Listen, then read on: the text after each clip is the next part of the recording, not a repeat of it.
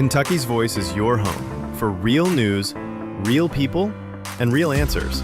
But we can't do it without you. Your financial support helps us bring truth to the forefront, hold leaders accountable, and give a voice to the people of the Commonwealth. Join the fight today.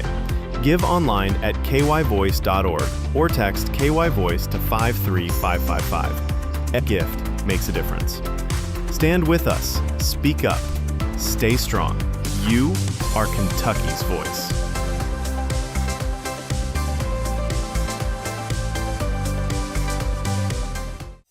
Are you ready to stand for truth? Kentucky is at a crossroads, and we need voices that won't back down. This is your moment to rise, speak up, and be part of a movement that's changing the narrative in the Commonwealth. Kentucky's Voice is calling on bold citizen journalists, fearless editors, and those unafraid to speak truth in the public square. Volunteer, intern, contribute. Scan the QR code or visit kyvoice.org to join the fight. This is more than media.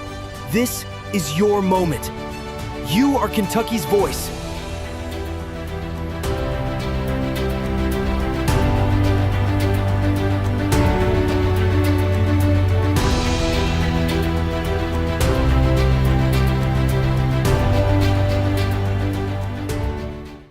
Open borders, shameful abandonment, disregard for human life, the prospect of more mandates and lockdowns, and the list goes on. Now more than ever, we need to stick together. Voting alone is not enough. We must use our dollars to support like-minded companies that fight for our rights and beliefs. Patriot Mobile is America's only Christian conservative wireless provider who shares your values. Last year, we gave more than $500,000 to conservative causes. With your support, we'll give more than $1.5 million this year. It's time to band together and support companies that truly love America and fight for our freedoms. Will you join us?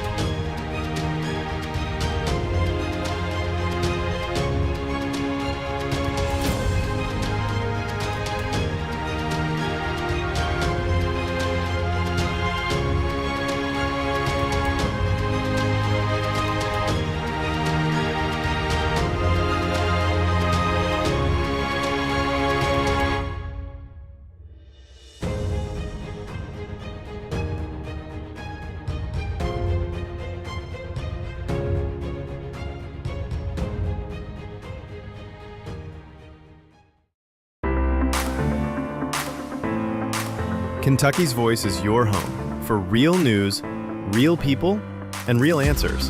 But we can't do it without you. Your financial support helps us bring truth to the forefront, hold leaders accountable, and give a voice to the people of the Commonwealth.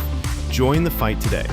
Give online at kyvoice.org or text KYVoice to 53555. Every gift makes a difference. Stand with us. Speak up. Stay strong.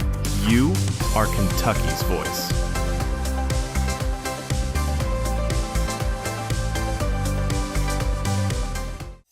Are you ready to stand for truth?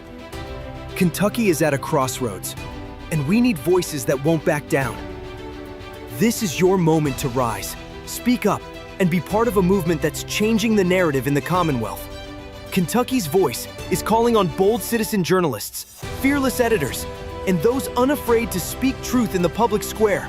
Volunteer, intern, contribute. Scan the QR code or visit kyvoice.org to join the fight. This is more than media. This is your moment. You are Kentucky's voice.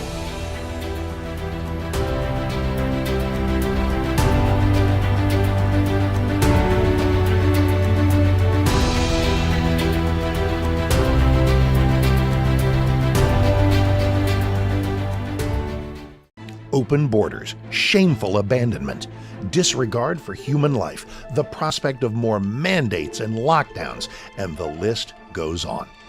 Now more than ever, we need to stick together. voting alone is not enough. We must use our dollars to support like-minded companies that fight for our rights and beliefs.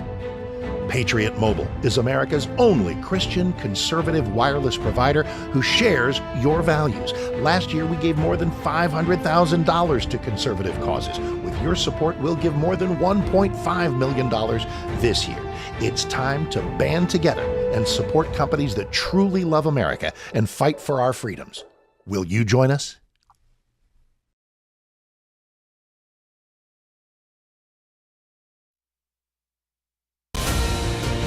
This is Kentucky's Voice Radio, covering the latest state and local issues with Tom Fallbush, Bob Scott, and Jim Waters. And welcome, everybody, to Kentucky's Voice. I'm your host for the day, Andrew Cooper-Ryder. And I thank you all so much for joining us here at Kentucky's Voice. We are Kentucky's source for conservative and constitutional news and analysis. And here we are, of course, listener supported. So if you'd like to help out the show, you'd like to help make sure that we keep bringing this to you every single day here live on 970 at 11 a.m. and also aired on WBNA 21. If you want to help out there, go ahead and text the word GIVE, G-I-V-E. Once again, that's GIVE, G-I-V-E, to 502-571-0970. That's also the number where if you want to communicate with the show, you want to give us your opinions, you can also text 502-571-0970. And today's show, we have quite a show prepared for you because, in case you missed the news, Jefferson County Public Schools is going broke. That's right. They have announced that if they don't start selling assets off, they will be insolvent.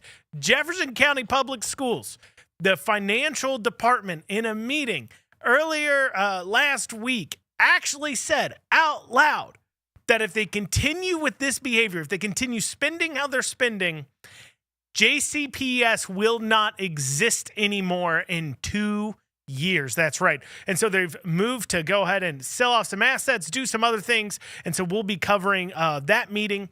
Also, in the world of schools, Fayette County Public Schools has went ahead and approved a tentative budget. Surprise, surprise. It's lower than the budget they had before. Turns out they didn't actually need to raise the taxes there. That kind of started them off to this horrible situation that they're in.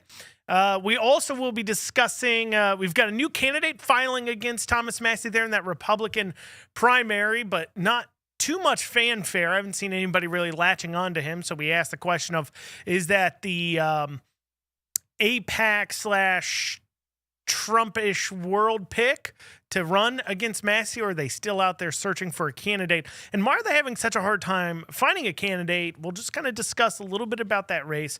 You may not like what I have to say on that, but it's going to give you the truth, of course. Alongside that, you also have Rand and Massie out doing some big tours right now. I believe today they were supposed to be in like 3-4 different cities. We'll talk about that. And then also, we'll have a few different, if we have time, in the Courier-Journal, there's a few opinion pieces there that I wanted to discuss and push back on. Because, of course, you know, our media here, our Courier-Journal media here in Louisville, you know, they'll publish if whatever kind of leftist dribble you want to put out there. They can do it. They got it. They'll publish it, hands down, no problems. They can do it. But if it's something conservative, they won't publish it. Trust me, I have tried myself to go ahead and get some things published with the Courier-Journal, and they won't do it. Other newspapers and even publications would do it, but the Courier-Journal would not publish it. They absolutely hate with a capital H, anything to do with conservative thoughts, real conservative thoughts. They'll have the quote unquote conservatives, people that call themselves Republicans but maybe aren't really. They'll have them write their articles and be apologetic for the Republican stance on something or chastising Republicans. They'll publish those quote unquote conservatives, if you want to call them that. But when you actually push back, they won't. So we're going to do that here. We're going to be pushing back here. But once again, if you like the reporting, you like listening to this here, the Andrew Cooperrider Show is available to you as a standalone show as well. It's every Sunday at 6 p.m. right here on 970. You can also watch it if you just want to see my pretty little face. You can watch it Wednesdays at 11 o'clock. Wednesdays at 11 o'clock. So you can check that out there, the Andrew Cooperrider Show. But we'll be back in a few short seconds, really, here on Kentucky's Voice. We just want to introduce you to the show today and ask you, hey, join into the conversation. Shoot us a text, 502-571-0970. We'll see you back here in a few short seconds. Your host for the day, Andrew Cooperrider, bringing you the news, bringing you the analysis.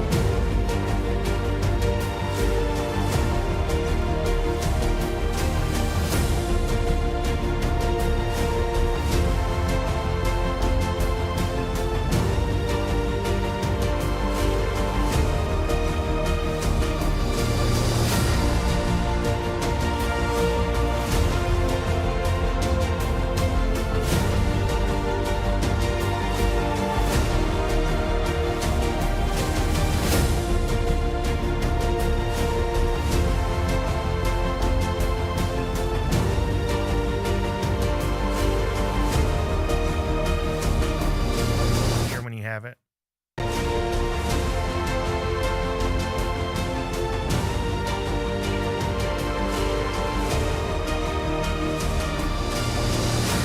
Now, back to Kentucky's Voice Radio, online at kyvoice.org.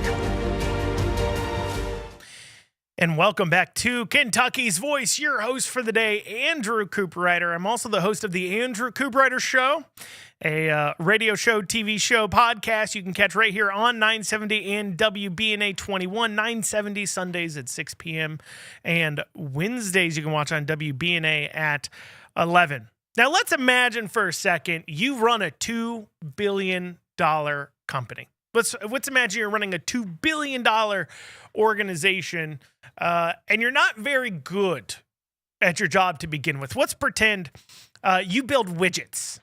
Okay, you build a widget, and well over half, actually closer to 75% of those widgets will come out of the factory unable to work at a proficient level. Would you say that's good, right? Would you say that's an acceptable result? Of course not. But that's what we have going on at JCPS. We have reading and math proficiency levels that legitimately would make you, make you feel pretty bad for the kids that they're pushing out there. But this is despite the fact that they have a almost $2 billion budget. And every year, they raise those taxes, the maximum allowed 4%. Let me tell you the results real quick. I'm sure you've heard them before, but proficient at least in reading. Here you go. 36% of elementary kids are at least proficient in reading in JCPS. That goes down to 32% being at least proficient in reading in middle school. And then in high school, that goes up just a tad to 35% proficient. So like I said, almost a 70% failure rate there, about 65% failure rate. When you go over to math, doesn't look that great either. Elementary schools, you have only 31% proficient in math. In middle school, 25%. In high school, you have 26% proficient in math. So right around 70% of the kids that are being pumped out of Jefferson County Public Schools are not even proficient in math or reading, despite the fact that they're spending this $2 billion a year. So you'd expect them to at least, be really good stewards. They must be banking a lot of cash, right? They must not be just wasting that money away.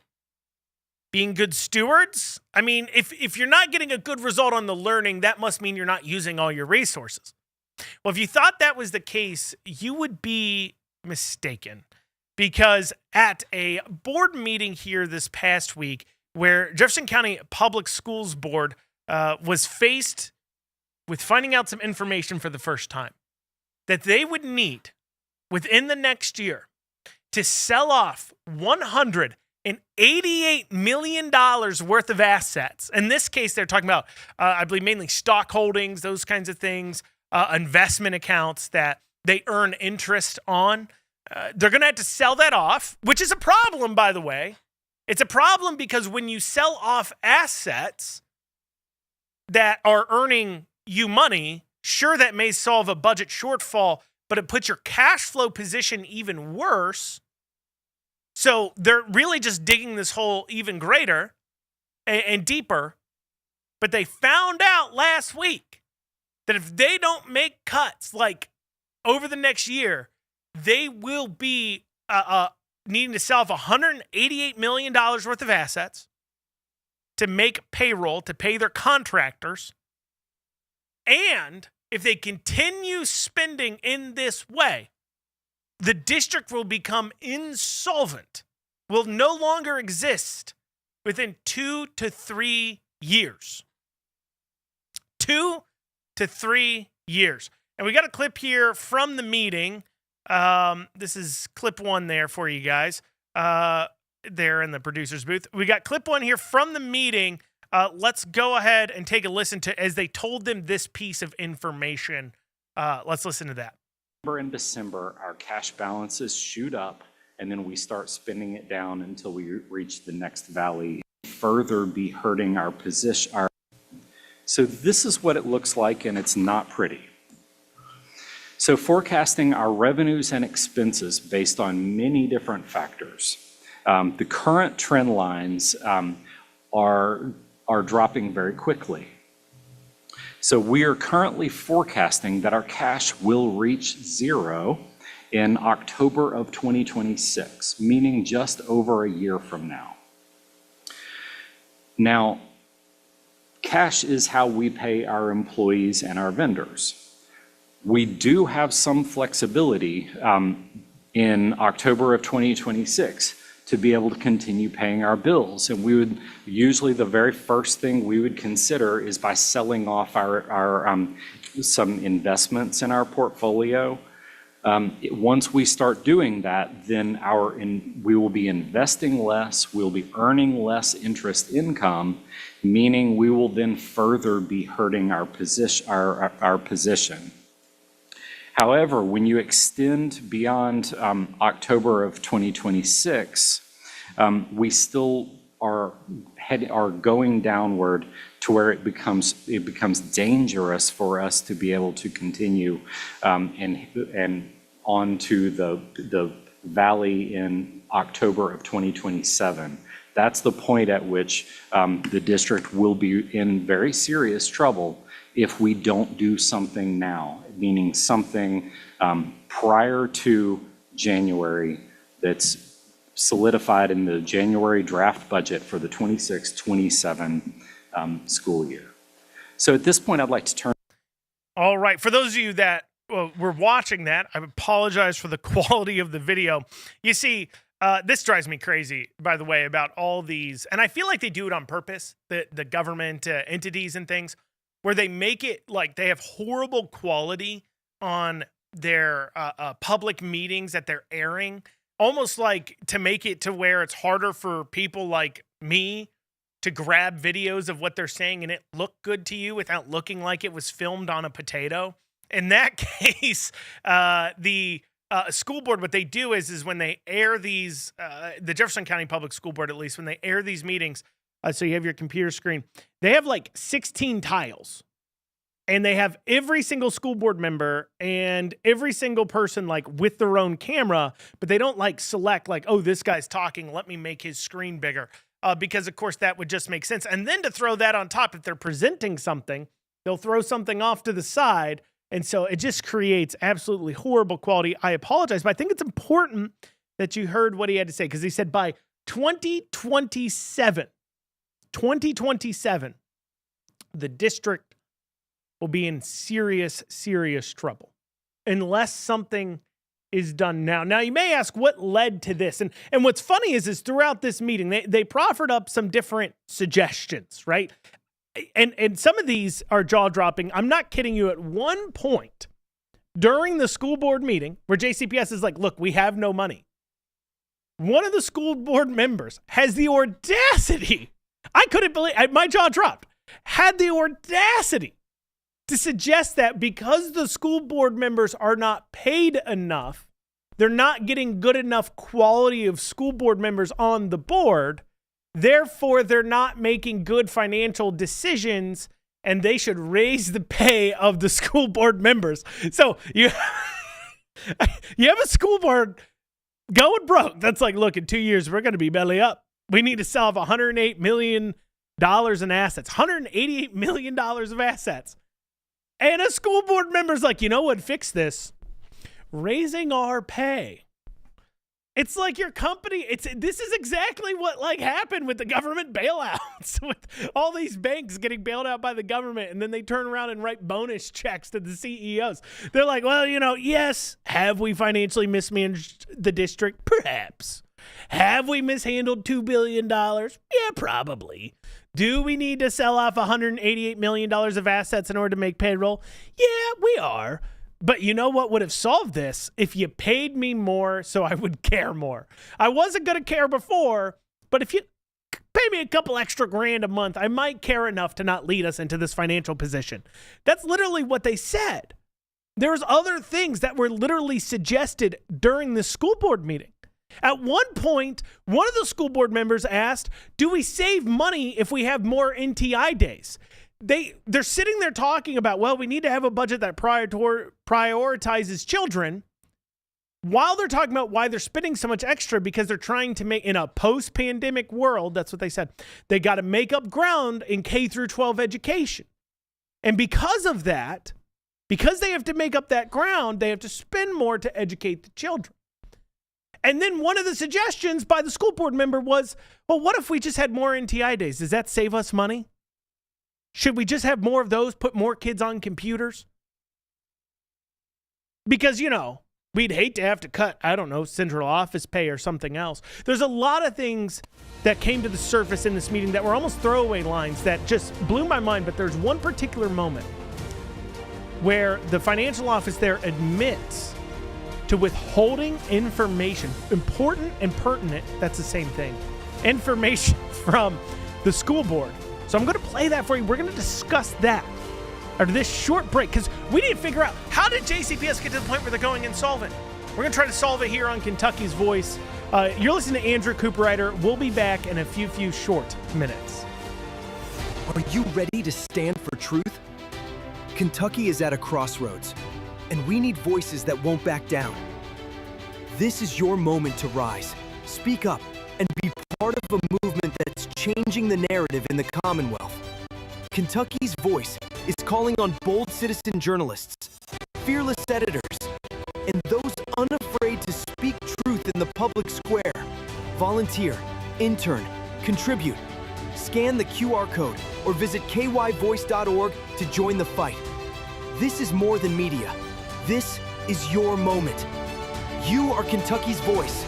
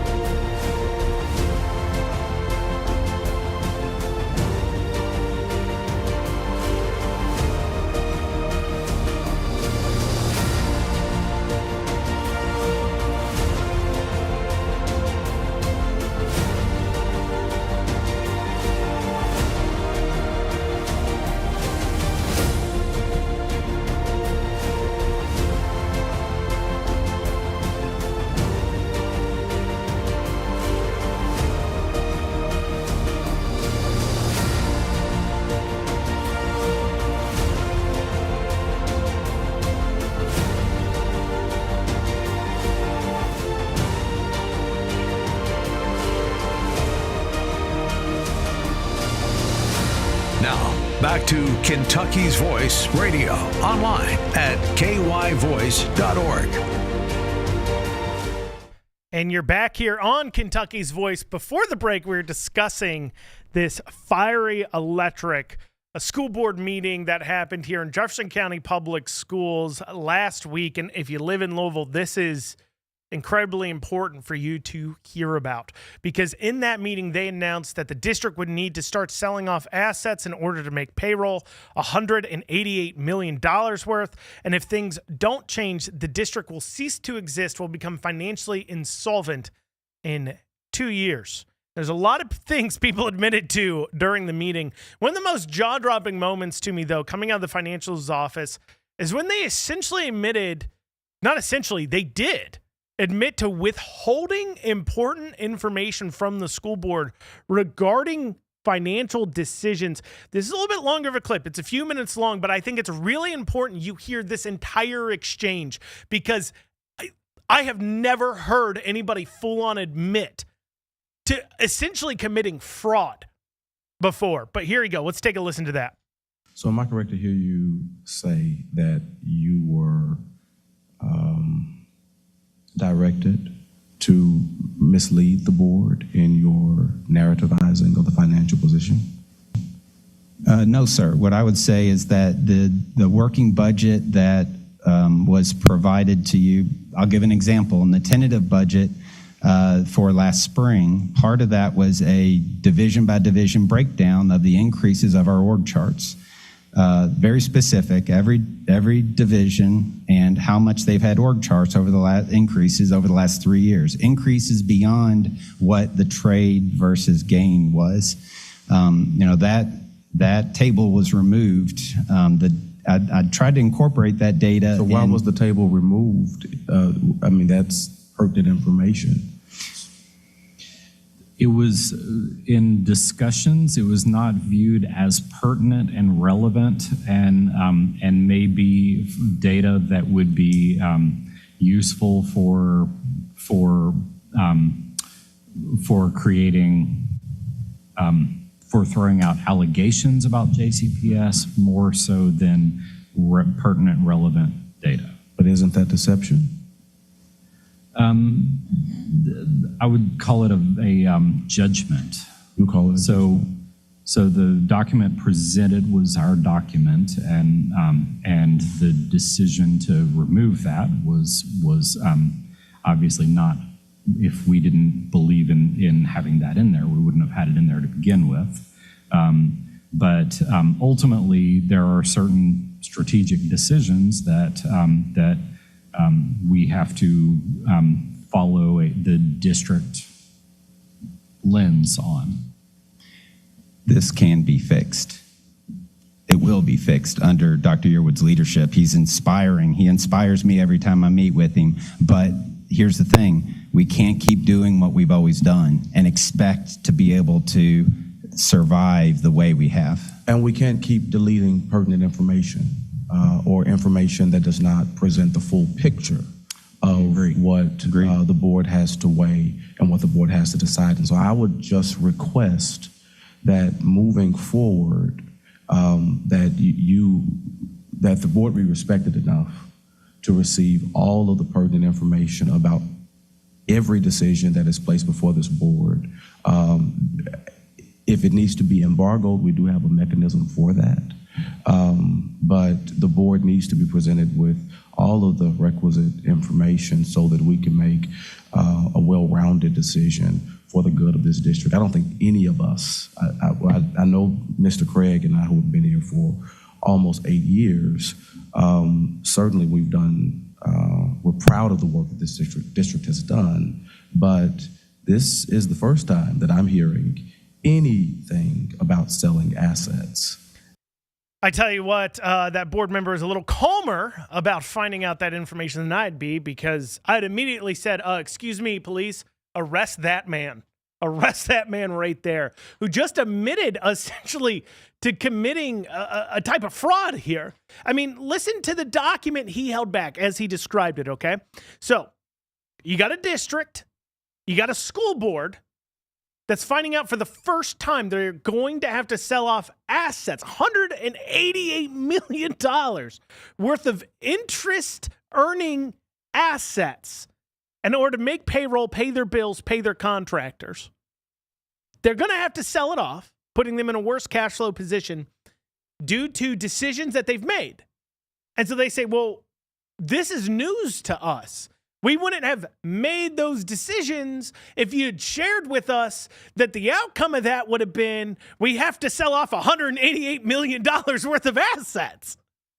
Obviously, sure, we're kind of stupid and dumb, and yeah, we'll believe you. I mean, we should never believe these people to begin with, but we're dumb enough to do that. But we're not so stupid that if you came to us in plain English and said, you're going to have to sell off $188 million of assets if you take yes on this vote, we would do it. But in this case, that's exactly what they're saying. They're saying, look, you never told us about it. And he says, well, sometimes we don't give you certain information. And the information he admits to hiding from them is information regarding the org chart when it came to pay increase information based upon what I was able to glean from what he said. Basically, last year in spring, they were considering an increase of pay for the across the board, across the district.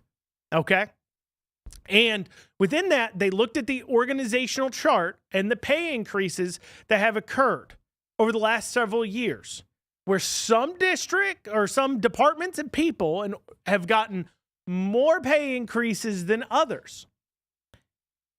And so while they were looking at they mentioned it earlier on, the COLA increase, the cost of living adjustment increase to the pay, there was a chart created that they thought might be important to the board regarding who has gotten a pay increase over the past years and who hasn't. But especially if you're in a position where you're selling off assets, you might look at it and say, look, this guy's gotten a 10% pay increase over the last 2 years. Meanwhile, this teacher of math hasn't gotten a pay increase. Let's increase their pay maybe 6% and increase this guy's pay 0 because he's gotten a 10% increase. Makes sense. But then they admit, so they created this chart because they thought it would be useful. But then they decided, after looking at the results of the chart, to not share that information with the board because they were worried how it would be used against JCPS, meaning that they created the information, they saw the outcome of it, they realized that it looked bad because most likely it showed, people in central office and administrators getting massive pay increases, while our teachers and people who are actually in charge of educating our children here in Jefferson County Public Schools were getting nothing or getting far less. And they were worried that would cause issues for them, so they decided not to share the information with the board, so the board handed out raises to people that otherwise it maybe wouldn't have. That's the entire picture, what I'm gleaming, reading between the lines, because they're not going to say that. But that's the picture that they're painting.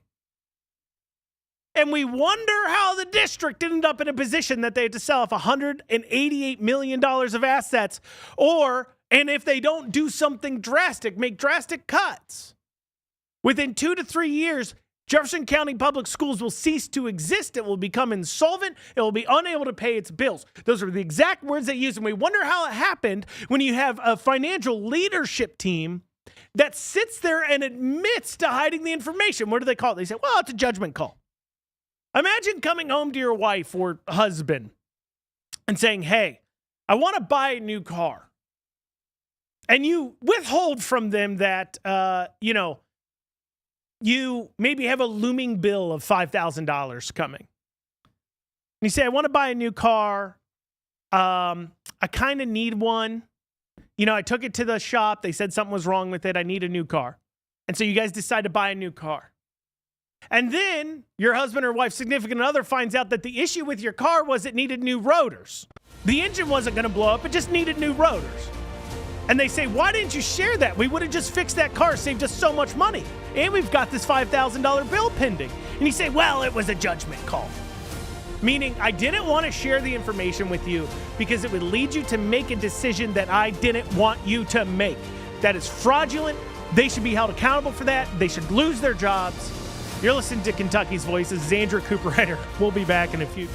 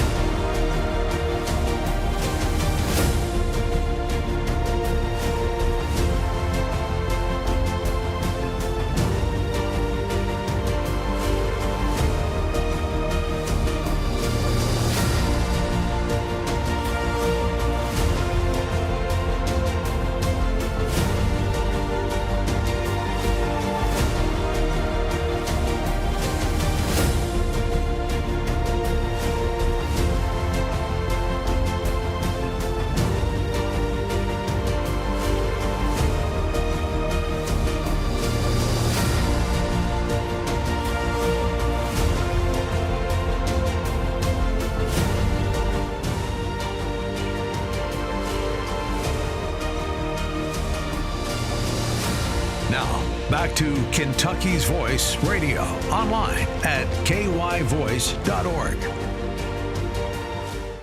And welcome back to Kentucky's Voice. I'm your host for the day, Andrew Cooper-Ryder. Thank y'all so much for joining. I'm also the host of the Andrew Cooper-Ryder Show. If you want to check that out, you can listen to that right here on 970, Sundays at 6 p.m. You can also check it out on WBNA 21, Wednesdays at 11. You can also head over to theandrewshow.com. Once again, that's theandrewshow.com, and you can learn more about my own show there. But I'm your host for the day here on Kentucky's Voice. I host about once a week, normally Tuesdays, Wednesdays or so. So if you all just like hearing me around this time, just tune in Tuesdays or Wednesdays. If you hear my voice, stay on. If you hear somebody else, still stay on. You know, they're probably pretty good. But anyways, so in the last segment, I was talking about JCPS's. I've just kind of this show. I've been talking about JCPS because it's big news. Jefferson County Public Schools is going bankrupt. They have to sell off assets to make payroll. They're going to go bankrupt unless they make drastic cuts. You have budget people admitting, in the last segment we played the video, admitting to hiding information from the board because they didn't want it to become public. They didn't want it to be used against them. And they were worried that the board would come out to the wrong conclusion. And that's what they admitted to. Imagine what they're doing that they don't want you to know about and feel very uncomfortable even beginning to list off in a setting like that. It's kind of crazy when you think about it. But here's the real kicker. Here's just a little icing on a cake. Okay, so we've gone through it. District floundering, board not told about this. They're admitting this is the first time they're hearing about selling off assets. You got financial people admitting to hiding information, all that together. Would you say that is a financially transparent school system? Would you? Well, if you're a member of the Government Finance Officers Association of the United States and Canada, that's called GFOA, you would say that. This is a press release from JCPS dated July 17th, 2025. Jefferson County Public Schools is committed to financial transparency, has earned the district a national award for the 18th year in a row. The Government Finance Officers Association of the United States and Canada awarded the Certificate of Achievement for Excellence in Financial Reporting to the Jefferson County Board of Education for its annual comprehensive financial report for the fiscal year ended June 30th, 2024. JCPS has a long history of financial transparency, having won the same award every year since 2007, said JCPS Chief Financial Officer Eddie Munns. By the way, Munns was that guy admitting to hiding information from the board. And just a few months earlier, he's like, oh, well, we're very transparent. We win awards for how transparent we are. Don't look at the information we've hidden from the board. Don't look at the information that we won't share with the public. Don't look at the reports that we have created that we've held back because we're worried some people might come to the wrong conclusions. We are a very financially transparent board. Don't you see this here award we have? Absolutely ridiculous. But hey, what do you expect? What do you expect? I mean, the government has set the bar so low with their financial behaviors. They have districts going bankrupt, board members finding out about it for the first time, them admitting to hiding information, and they're over here winning awards for financial transparency. Oh my gosh. Speaking of financial issues here, the state of Kentucky approved a contract here. This was about 2 weeks ago. They approved a contract. So this goes through the Government Contract Review Committee. So this is a legislative committee, but they're out of session. So what happens is every time the government has a contract they're putting forward, it has to be quote unquote approved by the legislature. They can decide to hear on it or just pass it on through. And if they do decide to hear on it and they vote against the contract, it then can be overcome by the Beshear administration. They get to quote unquote veto. Where legislature is not in session, the committee can't do anything beyond that at that moment. But as I've talked about at length on my show, on this show, there are other things they could be doing when they come into session that makes it clear. They don't need a new law or anything else, but if they just punish those departments who put forward the contracts that otherwise they take issue with after they've told them no, and then they still put them forward, if they bothered to deal with them properly, well, they wouldn't keep doing it. But so that committee did approve, though, this contract here. It approved Letcher County Fiscal Court to spend $398,456 per house to build 46 homes in Letcher County. So according to Realtor.com, the median list price for a home in Letcher County is $177,000. And here the state is spending $400,000 a home for, and these aren't mansions either. These are, 2-bedroom, 3-bath, starter home style, ranch home style homes. And they're spending $400,000 a home on building. The contract is for a total of $18,329,000 to build 46 single family homes. Now, before we dig into whether or not we think the government should be building homes, it does lead to the question of why are they spending $400,000 a home in a place where a similar home sells for $177,000? And so I posted about that on social media, and I get some interesting feedback. It's always interesting when I post about the home contracts, because this isn't the only time we've seen this. We've seen this Government Contract Review Committee. We've seen the Beshear administration over the past 6 months or so approving contracts to do things like build duplexes at a cost of $300,000 a side. So $600,000 total for one duplex. And we're seeing this constantly high, very expensive home building price. Now, people will tell me, Andrew, that's not too expensive. First off, maybe where you have a high amount of demand, like here in Louisville, that maybe wouldn't be that expensive for a home I described, a new construction home. But when you go out into areas of Kentucky, rural areas of Kentucky, and in areas that don't have necessarily land costs that are so expensive, you will find situations where homes are a lot less expensive. You'll find $200,000-$300,000 homes all day long, new construction, 2-3 bathroom, 2.5 bathroom, 3-4 bedroom homes for that $300,000 to $400,000 mark. I know of neighborhoods right now in like Georgetown, for an example, that are building right around that mark. Now, people will say, look, new construction is just more expensive than buying a home. You can't compare buying a home that's put onto the market to a new construction home. Those prices aren't comparable. And to those people, I say, you are mistaken. That is absolutely comparable. This is how the market works. You've seen this with cars. When new car prices go up, guess what happens to used car prices? They go up as well. And homes, by the way, don't depreciate in value like a new car does. The minute you buy it, depreciates in value. That doesn't happen. So if a home, if there is demand for housing in an area, the homes in that area will sell for more. And if you can build a new home and sell it for that amount of money, people will build new homes and sell them. If, however, there's no demand, so that's why they're not building new homes, and that's why you can't compare it to homes that are on the market and new homes, I would ask the question, then why are you building the homes?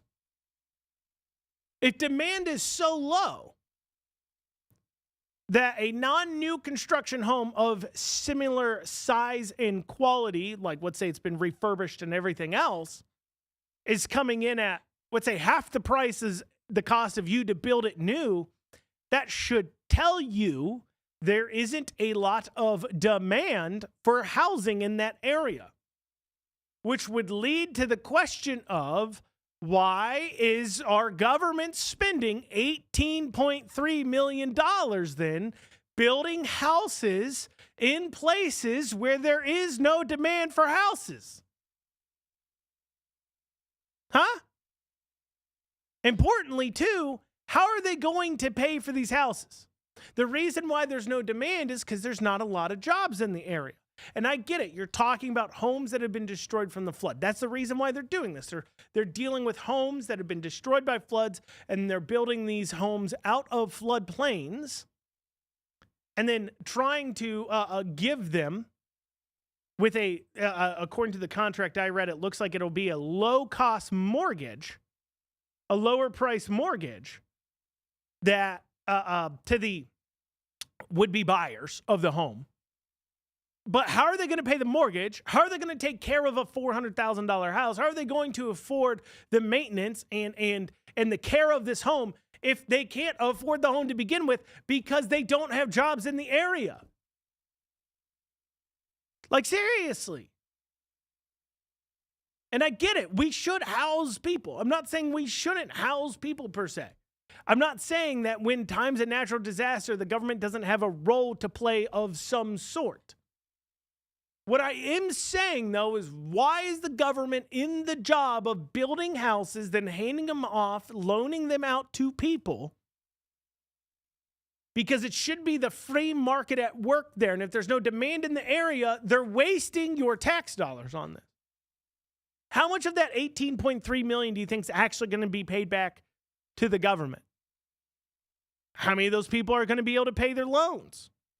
How many people are you signing up for a debt they'll never be able to afford?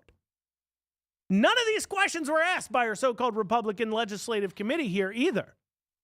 Those would be, if you're a fiscal conservative, before you're signing off on all these homes, and I get it, because when I post about this, I see comments from people all the time. What do? You hate the poor? You don't want them to be in houses? Whether you think we should be building housing for the poor or not, you should agree that we should build as many houses as possible for the money that we've been given. And at $400,000 a home in Letcher County for homes that will be less than 2,000 square feet with at the most 2 bathrooms, 3 bedrooms, we're not using our money properly. Well, if you want to join in the conversation, text us 502-571-0970. I'll be answering those texts after this short break, 502-571-0970. I'm Andrew Cooperrider. Shoot us the text, join into the conversation. We'll be back in a few short minutes.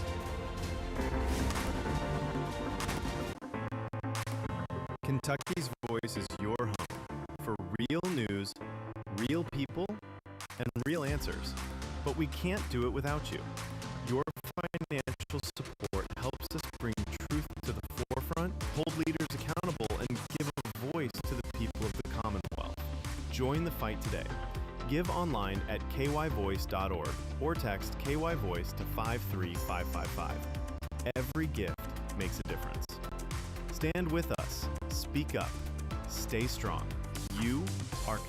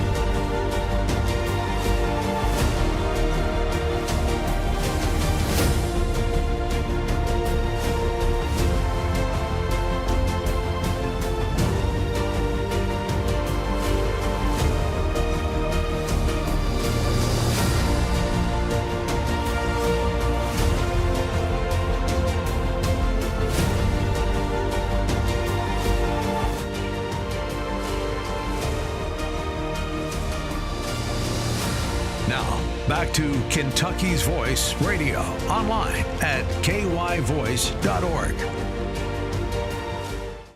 And welcome back to this final segment of the Andrew Cooper Ryder Show. Your host for the day has been me. Or not, I'm not, sorry, this isn't Andrew Cooper Show. This is Kentucky's Voice. I host the Andrew Cooper Ryder Show here on 970, Sundays at 6 p.m. But this is Kentucky's Voice, and I'm your host here on Kentucky's Voice, Andrew Cooper Ryder. I'm sorry. You know, when you host a few different shows, you get into a groove. So I did have a text come in that I wanted to talk about. Now, if you want to join into the conversation, you can text us.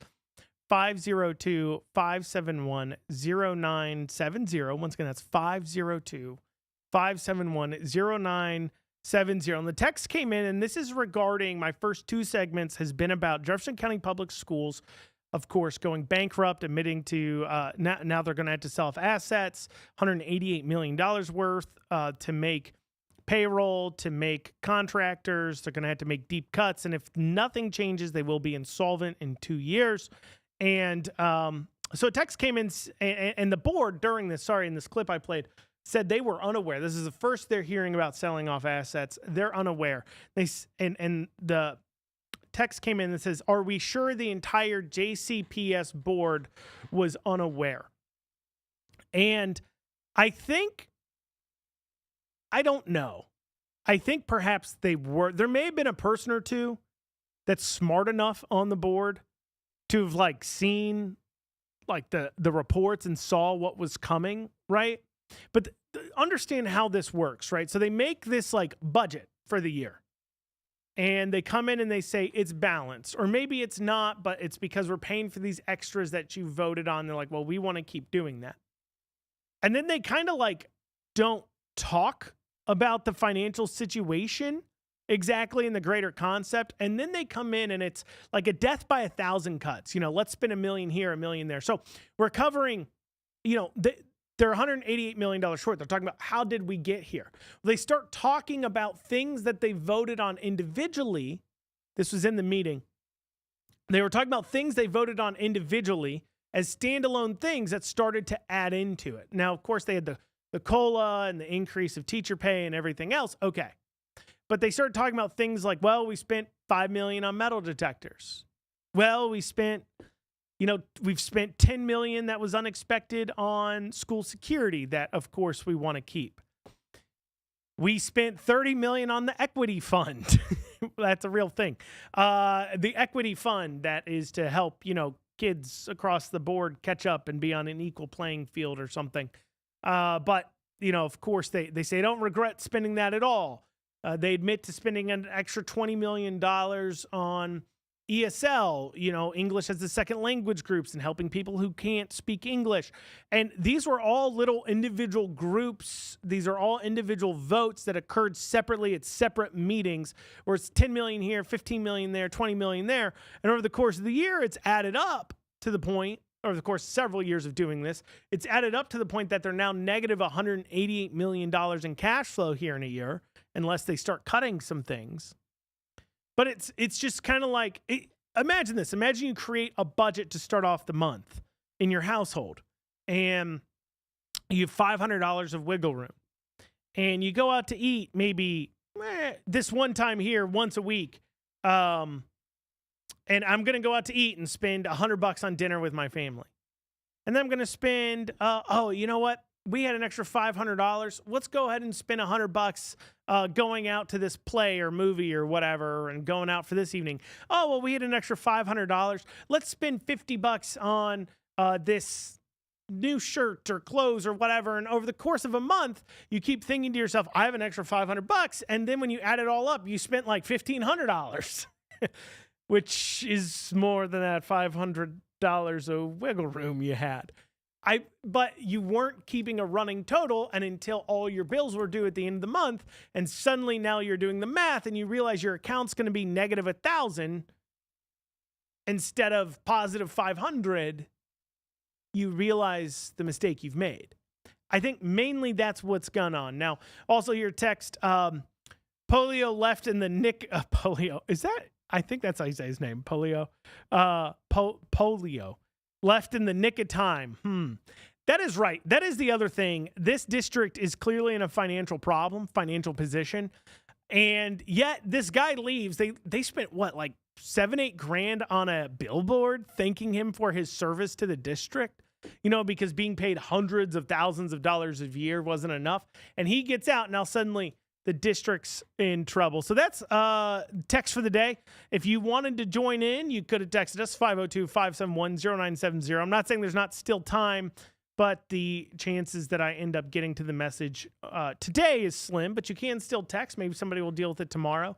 Or we can cover that there. But changing it up now a little bit. I know I said I would cover like a whole bunch of different other things that I'm not going to have time to cover. I wanted to dig into the Thomas Massey getting a new opponent. Doesn't really seem to be the person that they're going to throw all their weight behind to try to get him done, which kind of helps them out. The more people that jump in, the better, right? Because the more people that jump in, if you're somebody who wants to see Thomas Massey win, the better for Massey. The more people that jump in, it cuts up more of that just anti-Massey vote compared to one person being in there. Don't really have time, because I think that's a really nuanced conversation when it comes to Thomas Massey. So I did want to talk about, though, this opinion article that was published in the Courier-Journal, because it just kind of shows you. I know we've talked a lot about the left being violent and awful and everything else over the past week or so on the show, but I just wanted to talk a little bit more about the way they view the role of government and you in their lives. And I think it says a lot. So this is a letter to the editor that's from a transgender woman. So that's a dude. Just be clear. So that's a dude. And I will reference that several times, that this is a man talking. Okay. Just be clear. Okay. So the title is Kentucky's anti-trans Medicaid legislation pushed me away from my Louisville home. Now I read that and I was immediately like, whoa here. So anti-trans Medicaid legislation. Now, there was a big kerfuffle when this passed. In fact, Bashir was trying to not enforce it, even claiming he needed money to not enforce something. It was so strange. That's a different conversation that is much longer than the 5 minutes I have left today.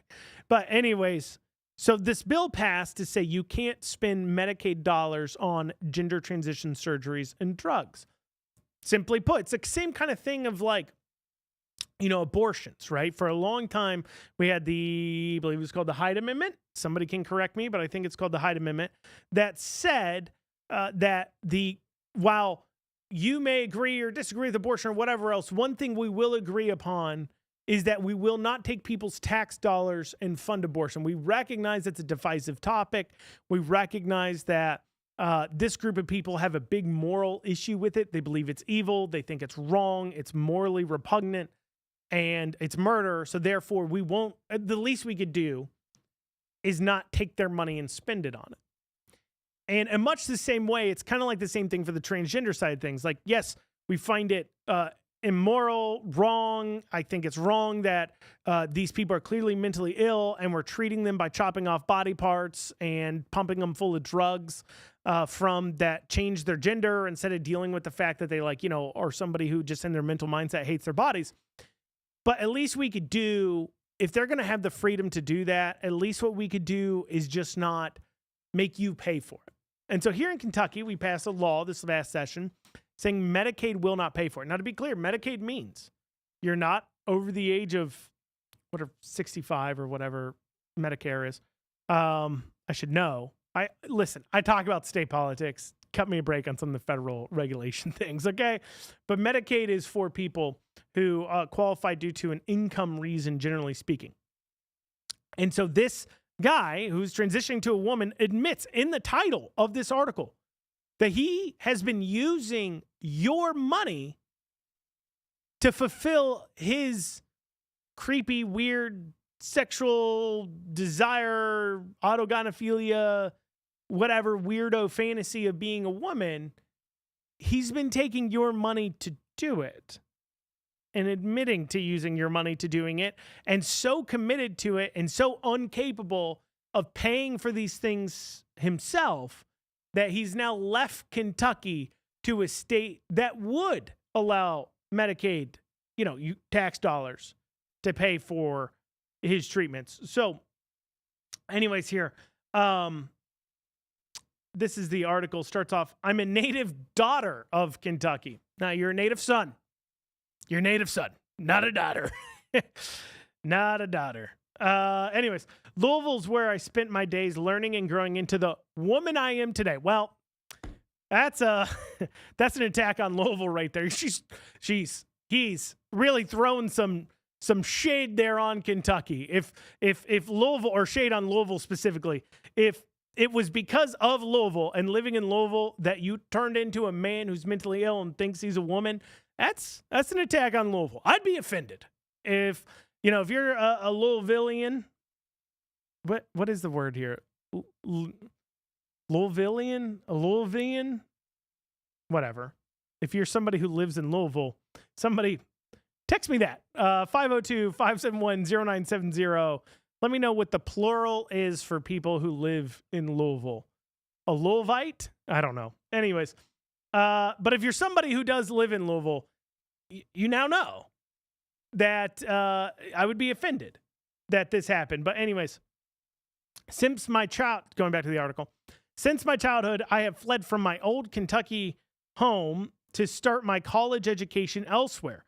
It seemed Kentucky wanted me gone, considering the actions of Kentucky legislature, so this is not a difficult decision. The specific bill I'm referring to is House Bill 495, which prevents Medicaid from being used to cover medical costs for medications used to help one transition from one sex to the other, cutting off many from being able to access this vital health care while residing in Kentucky. Going back to the kerfuffle, okay? We were told that this wasn't happening. When the Kentucky legislature this past session tried to pass this bill and did pass this bill, one of the attacks on them from the Beshear administration, from the liberal media was, why are you wasting our time with this? This isn't even happening. And yet, after the fact, what do we find out? Oh, it was happening, and it's happening enough and an awful lot that this dude who's mentally ill has left this state over it. Good riddance. You can leave. Go. Shoo. But anyways, has left the state over it. And apparently, he says that they're cutting off many from being able to access this quote-unquote vital health care. I say good riddance. I say shoo, get out of here. We don't want you. Well, this has been Kentucky's Voice. I'm Andrew Cooperrider, your host for the day. I hope you guys have a great rest of your day.